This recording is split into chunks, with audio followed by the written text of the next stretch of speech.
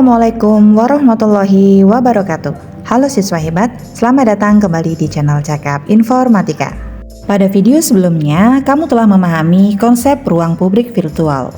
Pada video kali ini, kita akan belajar bagaimana cara membuat dan menyebarkan konten menarik melalui blog dan vlog.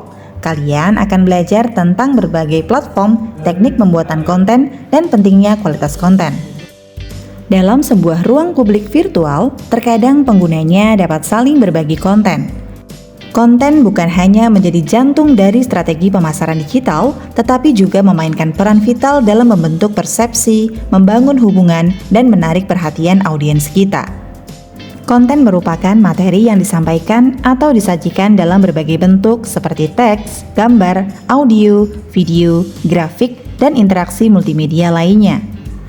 Berikut beberapa contoh konten digital berdasarkan jenisnya. Coba perhatikan.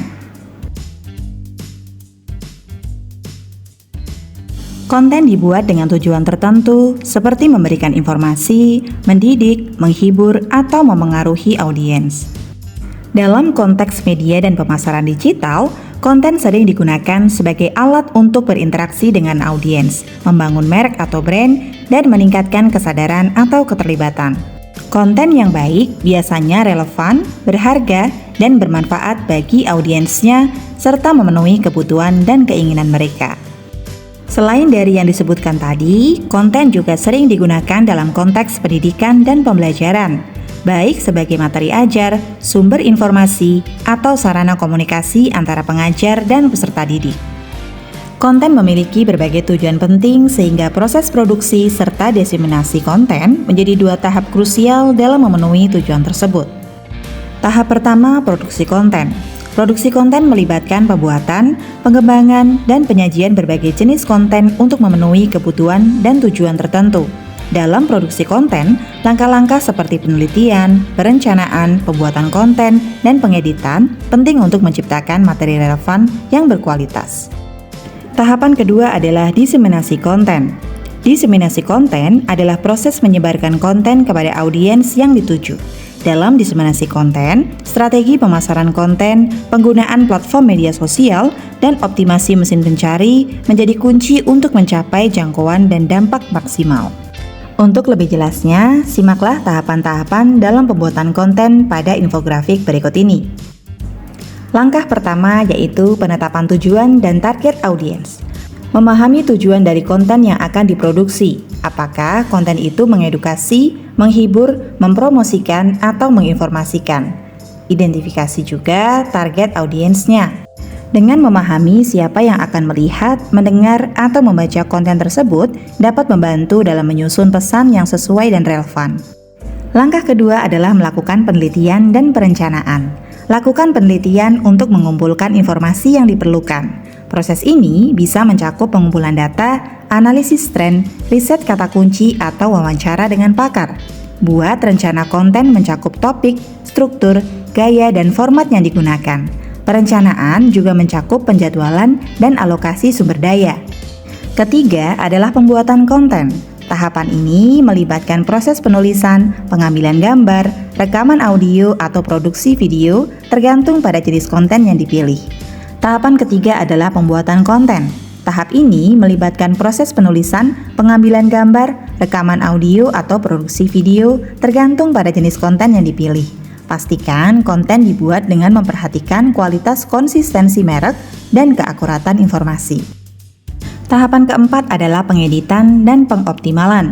Setelah konten dibuat, langkah selanjutnya adalah proses pengeditan. Proses ini melibatkan pengecekan tata bahasa, penyempurnaan struktur, dan pemangkasan jika diperlukan. Konten juga perlu dioptimalkan untuk platform atau saluran distribusi tertentu, misalnya pengoptimalan SEO untuk konten web atau penyesuaian format untuk media sosial.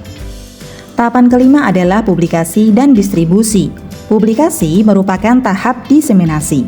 Caranya bisa dilakukan melalui situs web, blog, saluran media sosial, platform streaming, atau saluran distribusi lainnya. Pastikan untuk mempromosikan konten agar mencapai audiens yang ditargetkan. Promosi dapat dilakukan melalui kampanye pemasaran digital, pembagian melalui jejaring sosial, atau media promosi lainnya.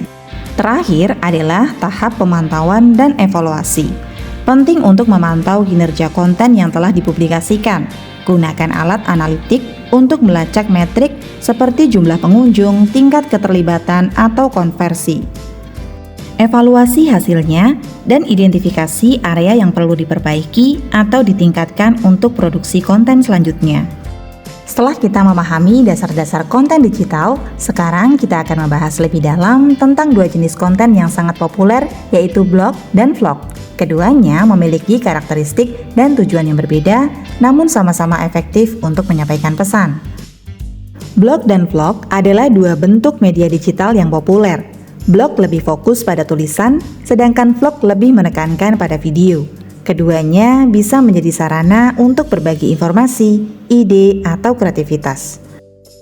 WordPress adalah juara dalam hal fleksibilitas dan customization. Jika kalian ingin blog yang benar-benar sesuai dengan keinginan kalian, WordPress adalah pilihan yang tepat. Blogger cocok untuk pemula karena mudah digunakan dan gratis.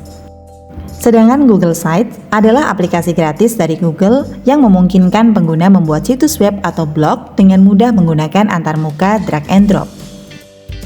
YouTube Studio adalah tempat yang wajib kalian kunjungi jika ingin membuat vlog di YouTube.